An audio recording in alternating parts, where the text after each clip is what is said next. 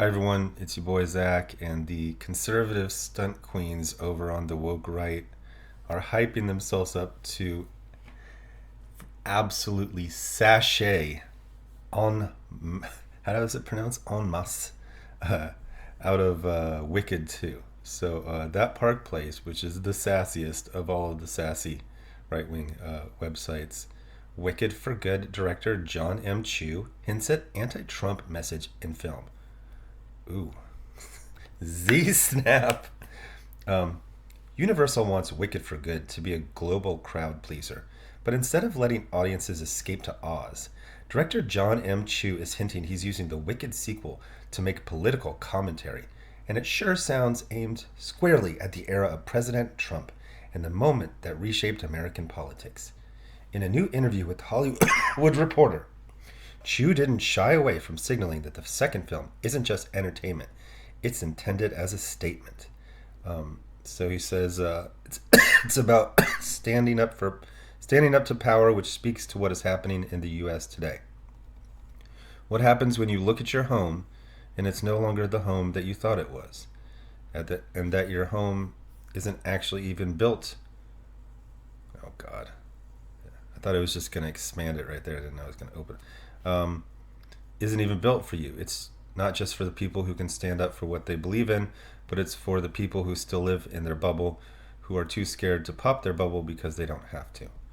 Um, he reflected on expanding the story, saying the creative question became whether they could make it something that it's not just a fairy tale, but it's about being as relevant as we could about what we really wanted to say in the movie. That's not subtle. Hollywood code language for relevant almost always means politics, and usually not the kind that welcomes the half of America who voted for President Trump to a wicked movie. That's a weird phrasing. So half of the country didn't vote for Trump. Half of the country didn't vote. It was about a quarter of the country. That's typically what the person who wins gets. Chu doubled down, added that the goal was for the film to, quote, speak to what's happening in the U.S. now, particularly around the themes of standing up to power. Standing up to power? From Hollywood's perspective, that often translates to resisting the last Republican administration. Again, audiences want Oz, not MSNBC with a broomstick. That was a Z snap. He also frames the movie as a reckoning moment for America, saying it's about who we are. Who are we when we know the truth? Who do you become when the stories you've told, the promises you're given, shatter in front of you? Those lines sound tailor-made for the post-2016 media narrative, a nation disillusioned after electing an outsider president. Then he goes further. What happens when you look at your home and it's no longer the home that you thought it was, and that your home isn't actually even built for you? That kind of rhetoric has become a staple of progressive cultural commentary, framing America as exclusionary and broken, not exactly the tone that invites everyone to the theater. And just in case the message wasn't clear, Chu closes his thoughts by urging people to get out of their, quote, bubble, saying some are, quote, too scared to pop their bubble because they don't have to. Translation, they're so sassy. Translation, this movie is for people brave enough to challenge the system and a judgment of those who don't. In Hollywood's worldview, that's often code for middle America families who don't chant the right slogans on social media. Oh God, how long is this queen gonna? Okay, so like two more stanzas. Hollywood can't help itself. For years, audiences have made one thing abundantly clear. They don't want every blockbuster to double as a political allegory about America's latest election cycle. And yet Hollywood keeps insisting that beloved stories must be reshaped into commentaries on real-world ideological battles while wagging their fingers and rubbing our faces in it through every interview. Universal invested years and an enormous budget into Wicked for Good. Fans expected magic, melody, and a return to the enchanting world of Oz. Not a referendum on the electorate. But once again, a filmmaker appears convinced the world desperately needs his philosophical guidance. People go to the movies to get away from Washington, not be reminded of it. If viewers end up feeling like Wicked is scolding half the country for voting the wrong way, backlash will come fast and loudly. Remember when you frickin' fairies were saying that Wicked 1 was going to flop because I don't even remember what it was. You guys have a new something wounds you every single day. Something this actress said in an interview. And it was a massive hit and nobody cared. The safest bet for a studio film with $1 billion aspiration is simple. Enchant the whole audience, not just the ones who nod along politically. From Emerald City to election metaphor? The Wicked Broadway show tackled themes of power, perception, and propaganda, but it was a fantasy first, and it came out in the early 2000s. Chu seems intent on shifting the center of gravity. The magic becomes commentary. The fairy tale becomes a lecture. Okay, it's a little hint of your AI use right there. Universal is aiming for $1 billion musical franchise, but turning Wicked into a cinematic op-ed risks alienating huge swaths of moviegoers, especially the millions who supported Trump and are tired of political messaging seeping into every franchise. How do you feel about the Wicked director insinuating that his movie is an attack on Trump and MAGA voters? Sound off in the comments and let us know. So, God, you guys are just awful. You just suck. Not even an interesting way, just in the same, just catty, sassy way. I just imagine when they're having ChatGPT co-write this, they're like, that was good, but sassier. The arts are generally made up of liberals, because it's kind of a liberal, silly thing to do with your life, to say, Papa, I want to be a dancer. There's nothing conservative about saying, like, I want to make movies about fairy princesses. It's very, very liberal, left-wing, whatever. The idea that artists cannot be liberal at all, have any kind of subtext, not text, but subtext. To give it an illustration, you can have MODOK represent Trump and still have a good story. But when you draw him as Trump and it's a bad story, that's not good.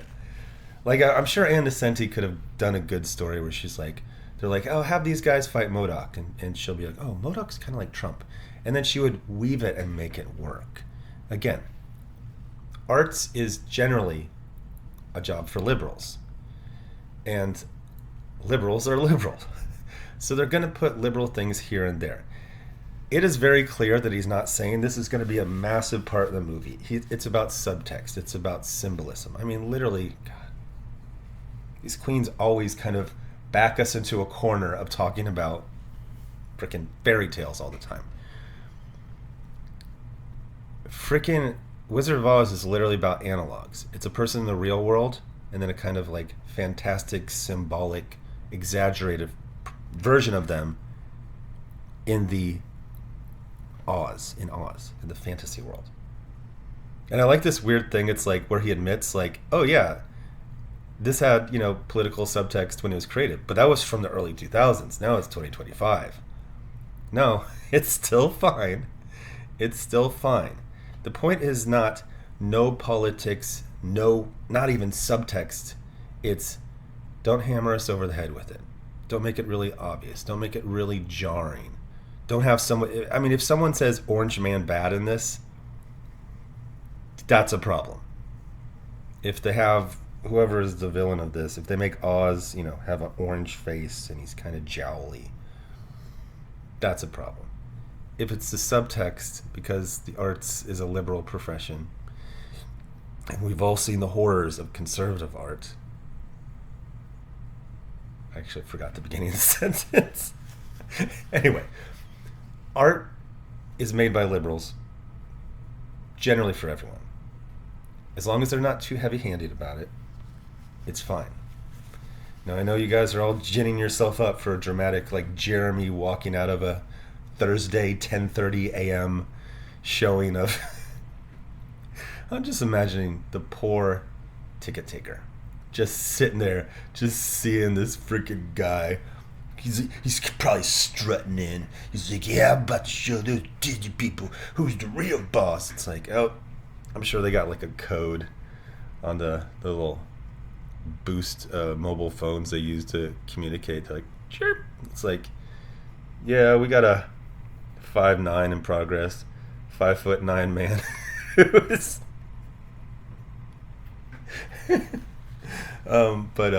yeah, the sassy queens on the woke right are preparing to sashay en masse, out of Wicked 2 for some real or imagined slight. Most likely imagined. Anyway, thanks for watching. What else? Oh, yeah. Looking over here at Kickstarter, since Indiegogo is completely indecipherable. And a couple things I liked. I had a campaign a couple years ago, which is fine. No problems. Comics is the second one. I love that. I mean, the UI for Indiegogo now is it only has books, and you have to look for everything. One of the things that drove me nuts is I was working on a draft. Oh, here's my little handy dandy. You can see how busy I am. So I was working on the Create the LAX Indiegogo. Work on it. And then I realized, I couldn't figure out. We're talking hours and hours and hours to it basically was 1 hour for everything that used to take 1 minute. And yeah, there's a learning curve, and the next time it won't take as long, but that is not user friendly at all. So then I wanted to delete the draft. I was like, well, I'm not going to use this, so I'm going to delete it.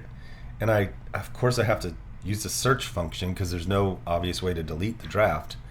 And then it says, if you've launched it, but you don't have any backers, you can delete it like this. But if it's just a draft, there's no reason to delete it, so you can't delete it. Are you fucking serious? That is the most ridiculous answer I've ever heard. So I went over, I started creating a Kickstarter campaign page, worked on it, gonna work on it today. This filter, I mean, you can go by comics, live projects that are in the 10,000 to 100,000 range. And you can just get really granular. The other thing I like about this is Indiegogo would just let any dog shit project on their platform. So you go there and you're like, oh. Now the idea that people go shopping on crowdfunding, I mean, not really, but with a generally higher level of quality that I feel like I can match. I feel like someone will go for one thing and say oh, this looks kind of cool. Not a lot, but more than on Indiegogo. So looking to launch, I don't know, probably next week. And then it'll be a short one, but it will be, you can do the stretch pay, the split pay. So a lot of the reasons people say they want a longer campaign is they're like, well, I'm kind of tapped out right now. I need to get to my next paycheck, then I can buy it. And now that's not really a factor. So, I mean, because also this book it's in pre-press right now. It will be sent to the printer and then it will be officially launched. I don't think I can actually print it because it says one of the rules of Kickstarter is the money has to be used to create it. And I feel like if it's already printed, it's already been created.